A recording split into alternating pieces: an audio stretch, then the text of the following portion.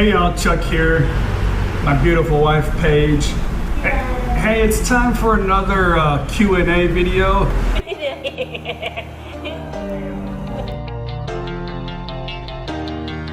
You're my heartbeat, my silent drum that is kicking me till I'm numb. I wanna feel free like a bird in the sky when he opens his wings to fly on by to the beat of my silent drum that's kicking me till I'm numb. I know I'm really far behind on my Q&As. I have a lot of questions. I'm gonna try to get through this as quickly as I possibly can. I know I left quite a few out, but these are just some questions that get asked quite a bit. Okay, let's get started. First question, Power Lady 1. Hello, Chuck and Paige. Love watching your informative videos. Thank you. I thought of a couple questions to ask regarding bike clubs. I saw that you purchased a bicycle. I have a lot of questions about the bike. And I was wondering if you joined a bike club. Do they have bike paths there? I did not join a bike club. I don't know if that's going to be something in the future. I usually don't like to join clubs or stuff like that because I'm kind of a non-dependable kind of person in my life at the moment. So to commit to anything would be very difficult for me because we're so spontaneous and like to just pick up and go whenever we want. It's hard to do that. They have a lot of bike clubs here. They love to join clubs and dress up in team outfits. And yeah, it's very cool, but no, at this time, no. They have a lot of bike paths. Bike paths are very popular in Thailand. They don't have one here yet, but they're working on it here in Thap Phnom. Nakhon Phanom has awesome bike paths throughout the town, and most major cities in Thailand have this. It's very popular. Next question, HHH396. Another bike question, sorry. How many miles a week do you ride? I'm assuming this is an American question since we use miles. And also he says, how long did it take you to build up to that many miles, and do you ride every day? I ride my bike on the average about 300 kilometers per week, or as somebody said, 300K. But that's about 185 miles a week. Now I've been doing a little bit more than that because I've had a lot of downtime. I just did a 2-day bike ride and it was about 200 kilometers and it was really, really awesome. But yeah, I tried to I started out just doing little short runs around the town with a mountain bike that I bought. I couldn't go too far because my butt hurt. Then I bought a bigger seat for that. Finally, I got used to that, and now I just use a regular seat. And then I wear the biker shorts that I swore I would never have in my life, but that you gotta have them. So I understand that. But it took me a while to get up to doing. What I would do is do 10K, stop and stretch and drink water, and then do another 10K, and I try to do like 30 a day. Go 3 different times during the day. You gotta kind of schedule it around the traffic, and then when school gets out and stuff like that in Thailand. I think just like anywhere, but now I can do 55K really without stopping. So, but I do stop to drink water because the roads are a little unstable, and I don't like to try to drink water while I'm driving. And I don't have one of those fancy backpacks with they sell them here. I don't have it or want it really. So next question, Richie Rich. You should get the gel seat cover in the USA. Yeah, humidity can wear that area out. He's talking about I had a severe rash from riding, from sweating, but it's gone. Gold Bond is good. I was thinking to take my bike over there. I was wondering the cost on the plane. It's a pretty expensive bike. You're a madman on the bike, thanks. Yeah, I gotta wear baby powder. I always made fun of Paige for like using baby powder, but now I'm like, you gotta use it here because it's so humid. A friend of mine let me borrow his expensive gel seat cover that he got in Norway. And I don't know, I didn't like it. I didn't like the way that it fit on the seat, so I took it off.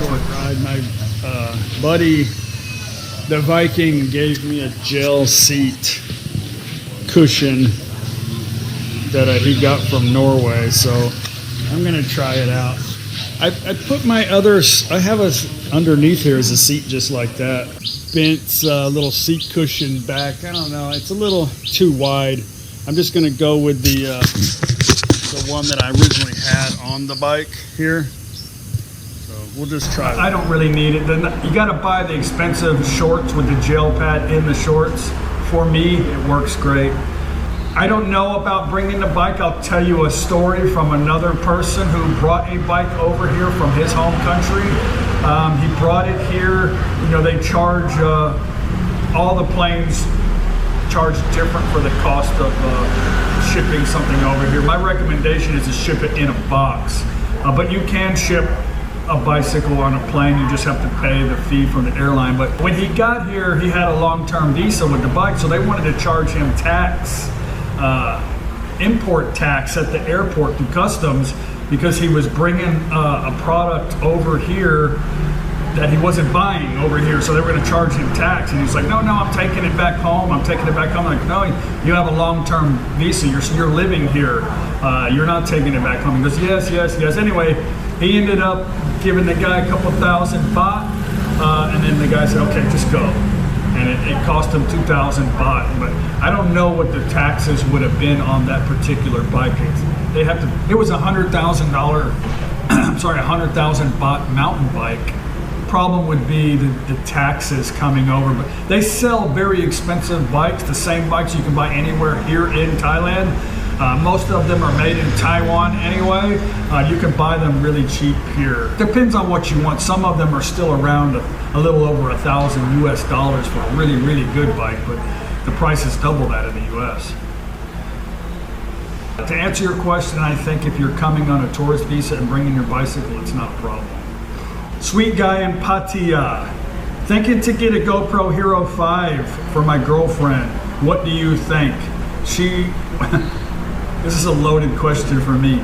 She wants show herself, but filming around Pattaya. I'm not sure what you mean by that, but GoPro is an awesome camera. Really, really is an awesome camera. But you know, for vlogging, I don't recommend it. Also, now there are so many alternatives for similar action cameras, and the prices of those are just a quarter of the price of the GoPro. But I will never own a GoPro again for vlogging. I bought a Hero 5, which is similar to the Hero 6.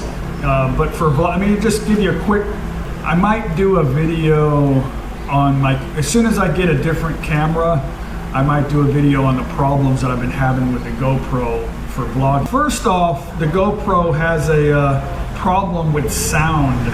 So it has a quick start button on the very top. You push it and it comes on really, really fast, which I love, because when you see something, you're like, bam, I gotta get that, and then it comes on.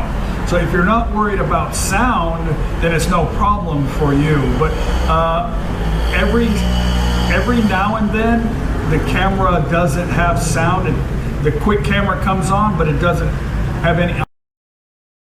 I've lost that video. It's no good because I use it for talking mostly. So the GoPro fix for that is you have to turn the power button on the side, turn the power button on, and leave the camera on, and then hit the action button when you want to use it. The problem now is the little button pad on the side got worn out from having it mounted inside the carrier, and it put a hole in it. So now it's no longer waterproof, which is an awesome thing about the GoPro Hero 5. It's a waterproof camera.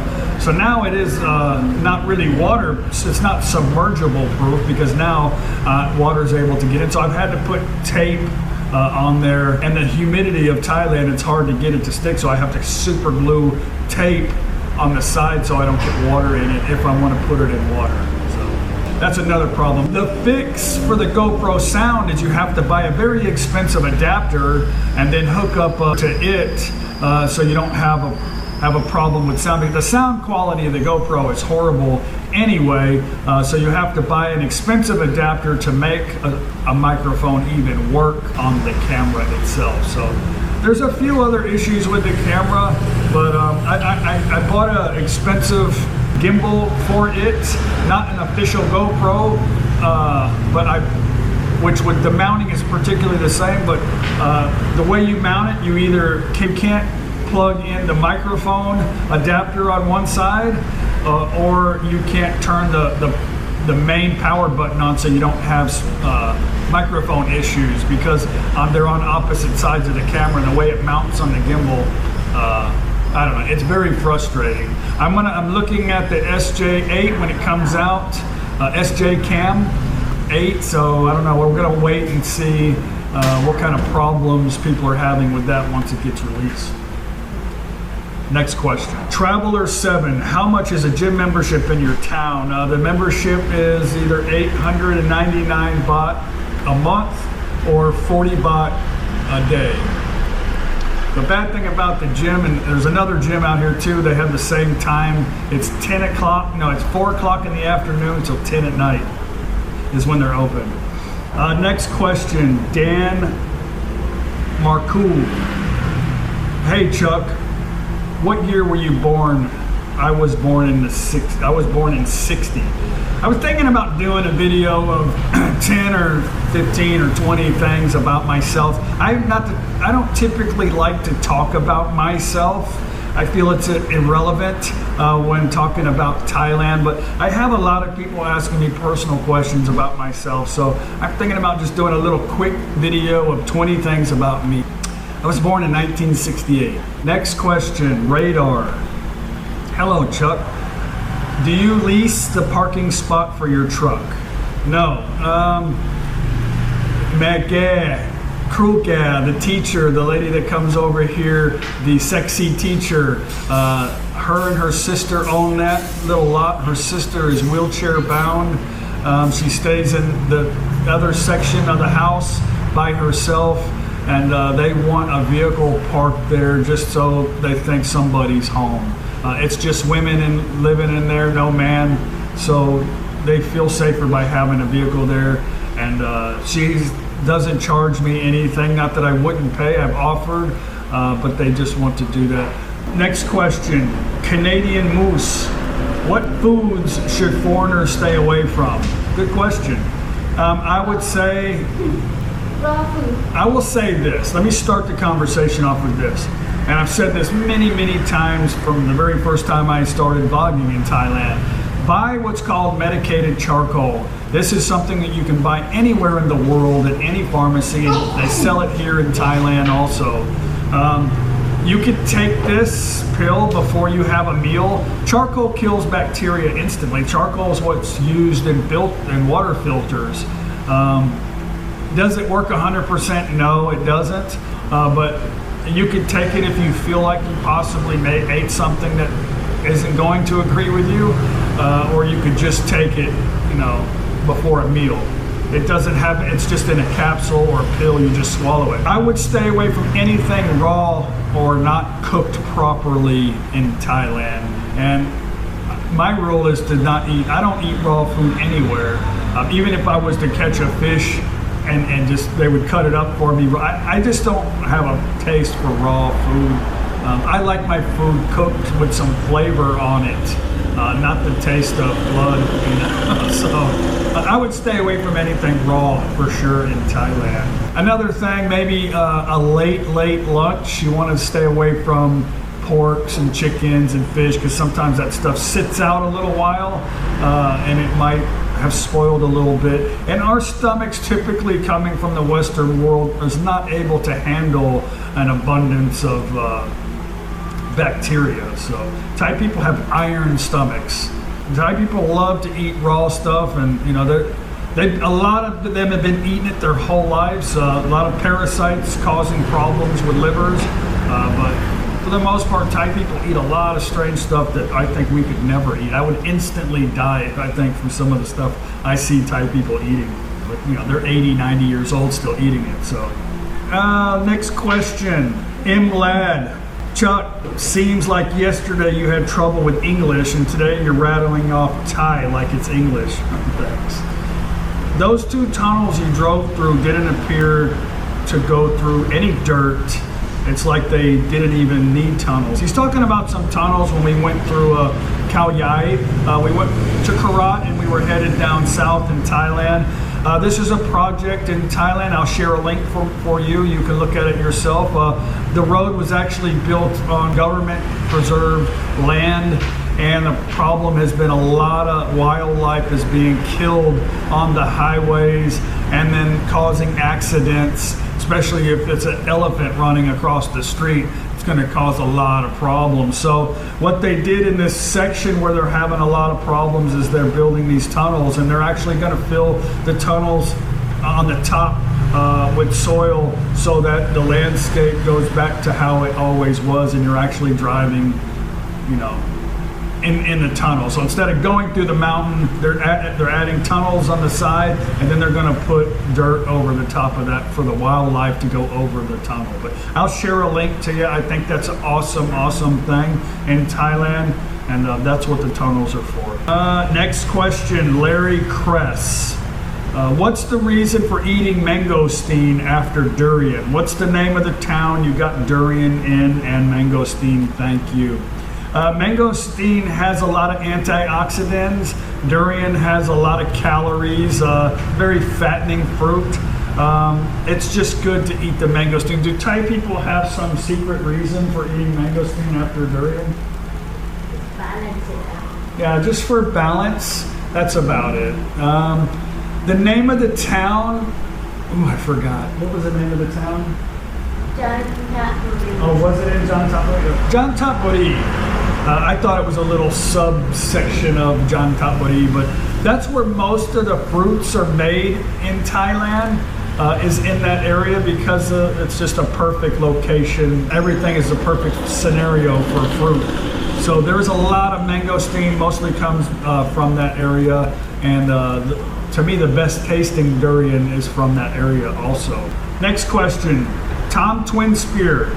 Chuck, one for the Q&A. Do Thai citizens have or can they get life insurance? Definitely yes. They have every kind of insurance here in Thailand. I don't know of any place in the world that doesn't have an insurance program, but if you're a government official, which is anybody who's a police, military, a teacher, they're all part of the government. They're not really, they don't have like a local civilian type police and stuff like that. It's all government. They all automatically get life insurance. When they retire, it carries on with them. So insurance is cheap here in Thailand, and the prices vary just like everywhere else. But next question, Il Bill. So I asked my wife how to say napkin in Thai. She said tissue. Pretty sure I won't forget that one. Yeah, tissue or kradat. Kradat is any kind of paper, trash. Any paper is kradat, but tissue is easy, like toilet. You don't have to say hong nam. You say toilet, they know what toilet is most of the time, like tissue. And beer, and ice cream, itim. A lot of words are similar. Question for you, Chuck. So when I meet my wife's mother, the first and last time on my trips, I always bow and why to her. It seems very acceptable and I think she likes it. Should I do more or less to show respect to her? Second question. My wife's sisters and their husbands do so many things for me when I'm with them.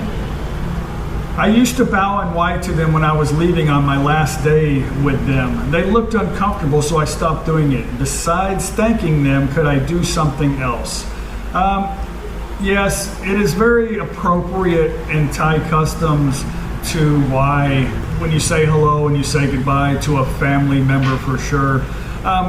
I mean, I live here, so I don't do that every day with them. We have a different relationship. But when we're going on trips, or they go on trips, I always why to them. But yes, do show respect to them. As far as whying during the day, if you feel compelled to say thank you, like thank you very much if they're giving you an offering for something, then it's appropriate to why to them. But other than that, not all the time. It becomes annoying, I think. But on an initial hello and then a final goodbye, a why is definitely appropriate to show respect to a family member. As far as close relatives, friends, family, sisters, brothers, stuff like that,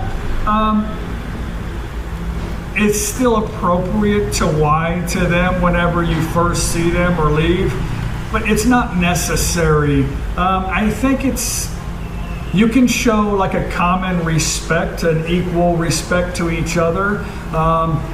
A lot of times, most of the people that come over here, they like to shake my hand and say goodbye in an English way. Goodbye, hello. Out of respect for them, I shake their hand. I'll why, and then I'll shake their hand, or I just shake their hand and give them an English gesture of a hello or goodbye. And I think they really appreciate that. But yeah, I can see if somebody wants to be a close friend, how that would be uncomfortable. But depending on the circumstances, the why is acceptable depending on what it is. If they're doing something huge for you, then you can why out of respect. And Thai people do that with each other too. I see people doing that to their friends. I see kids doing that to each other too. So next question, Dave Nelson. Hey Chuck, I got a question I bet more than a few people would like to know the answer to. I plan on living in Thailand in the very near future. I know to get a long-term visa, they want you to have a sizable amount of money in a Thai bank account to show intent to stay in Thailand. How do you get 800,000 baht or to 1 million baht into a bank account without feds thinking you're a drug runner or worse? I would think a wire transfer would cost you out the butt for that much money. So what is your take on this? There's a few things that you can do. So there's a lot of different scenarios that people have used for money and stuff like that. But first off, let me tell you this much. On your first initial, let's say you're coming over here, and most people do this. They come over here on an initial 90-day long-term visa, and then you get a 1-year extension here. So you can go to Washington, D.C. and get a 1-year visa still, and then you have plenty of time to get your finances in order. But on your very first 1-year extension, you only have to have this money in the account for 60 days. That gives you 30 days to get your account and get your money in the account so that you can show you have it here for 60 days. Second is that if you have an income of 65,000 baht or more per month, all you've got to do is show the documentations to prove that, and you can use that for your financial stability. Or you could go to the embassy of your home country and get an affidavit and get a certified stamp proving that you have the amount of money in an account in your home country that qualifies you to have enough money here in Thailand. Or you can hire an attorney, which is probably the most easiest thing to do. I'll share another link with you. I made a video on different types of visas, and you could go to an attorney and you could just pay them the money to do everything for you, and it's fairly easy to do. So let's get to your question, how to get the money over here. So what I did was I brought 10,000 cash to have 800,000 baht is about 25,000 US dollars. So you bring 10,000 here and then you make 2 transfers under the $10,000 flag, then you have no problem. But I will tell you this, I've sent a lot more money than that over here. One time I did get a call from the bank and I did get a couple calls from the IRS, but they can't keep you from doing that, and they're not going to charge you for doing that. They want to know what you're doing. So if you have a a visa in your hand that you're going to be moving to Thailand, then that's all they want to know is, why are you doing this? Okay, well, I got a visa, I'm moving to Thailand, I'm retiring there. Okay, no problem. You're going to send 40,000 US dollars over there, no problem. So my bank, I made a video on how to send money to Thailand, how I do it for $3. I've had a whole lot of confusion on that video, but basically what I do, if you, and my bank, I bank at Bank of America in America, and if I send $5,000, the bank charges me $3 to send it to Thailand. If I send $50,000, the bank charges me $3 to send it to Thailand. My bank here is Bangkok Bank, and the bank doesn't charge me to accept a deposit in the account. They don't charge me. They would love to have their money in the account, so they don't charge me for that. But I do get it at a transfer rate, so you lose a little bit of money on the exchange on the transfer rate, depending on who's transferring the money or accepting the money. So the transfer rate is always going to be a little bit different. But I have no other fees from my bank or my Bank of America. So how I do this, and this is where the confusion always is, I do not have a Bank of America, I do not have a Bangkok Bank account in the United States. I do not. The Bangkok Bank in the United States is horrible. They have horrible fees. It's very expensive and difficult to have an account there. I do not have any association with Bangkok Bank in the United States. But how this works and how I tried to explain it in the video was that Bangkok Bank has a routing number in America, and I have a bank account here in Thailand. So the transfer, when you do the transfer from Bank of America, it asks for the account information. So I use the routing number from the Bangkok Bank in America, and I use my account number here in Thailand. So the money comes to the account number via like a fake domestic transfer, if that makes sense. I don't think it makes a sense to some people, but I have nothing to do with that bank other than using the routing number that keeps the fee from being an international transfer. It makes it a domestic, which makes it $3 to send money anywhere in the United States. So the bank thinks I'm sending money through a local routing number, but the account number is here in Thailand, so it comes to my bank within 3 days. You can pay $10 and get it the next day, but within 3 days I have my money in the account for $3. I'll share the video again, but just remember, I don't have any account with Bangkok Bank in America, and I get all this feedback talking about how the fees are so expensive and that's information's wrong, but my information's not wrong because I don't use that account. Yes, I agree, the Bangkok Bank in America has horrible fees. Anyway, I hope that answered your question on that. But my suggestion is to just really just bring some cash and then do a couple of small transfers, and then you'll have the money in there, and then you can make transfers. I always do under 10,000, so there's no problems, you know. Next and final question. Cannel. Hi, Chucky. Hey, Cannelly. Raining again? One question. When you talk about Vietnam and Vietnamese people, you say Vietnamese, not Vietnamese. Do you do it on purpose, or is it just a hard word for you to articulate? P.S. I am not a grammar Nazi.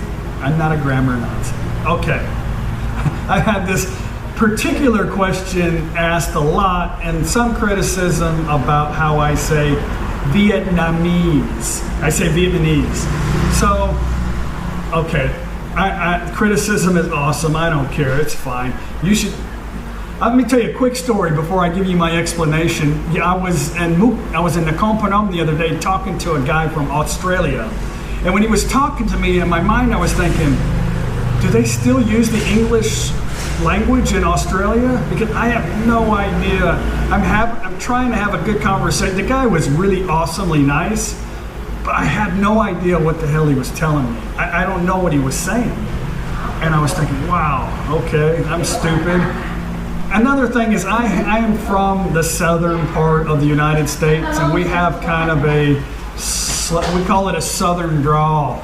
We just kind of draw things out, and we're kind of slow with our talking. So I have a upper partial, and I'm not trying to make a bunch of excuses, but some words are difficult for me to articulate because try sticking something up on the roof of your mouth and speaking. You'll see it kind of changes the way your pitch is because your tongue, you know.